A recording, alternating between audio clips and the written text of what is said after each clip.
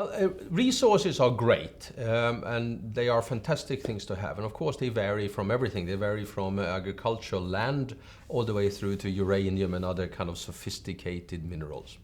Now, some of these resources, as technology evolve, we will have a changing view on. Some of them we will need less of, and some of them we will need more of, and some of them we're able to substitute. So if you're able to substitute things, then of course we will need less of it. And if we need less of it, then the demand for it will go down.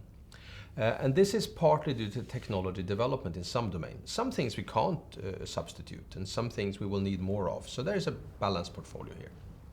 I'll give some examples in a second. What we then see is that if we have a resource where we are able in the future to foresee a declining demand, then of course we should try to exploit that resource the sooner the better. Because the longer we wait for that exploitation, the less it will become worth.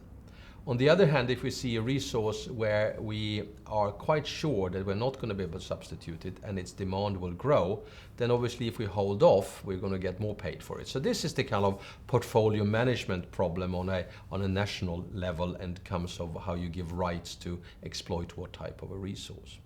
But if you think about it, this resource dependency used to be very closely linked to economic growth. So as we started to grow economically, we needed more resource, we used more things, we had more people, we had more activity. What we are seeing now is a slow and accelerating decoupling. So we are no longer doing that. So we can grow economically without increasing our resource use. We're becoming much better at recycling.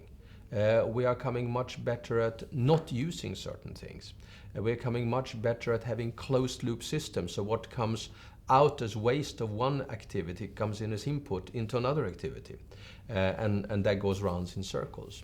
So I think it is critical that we have a realistic understanding for which resources will last long, like uranium, and which resources may last shorter, like bauxite.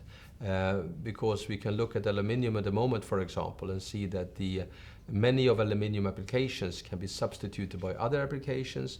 In addition, that aluminium recycling is taking a larger and larger chunk of the need for aluminium that exists. And if you look, for example, at the big smelter in Victoria, you can see that the demand for its output is declining as we speak.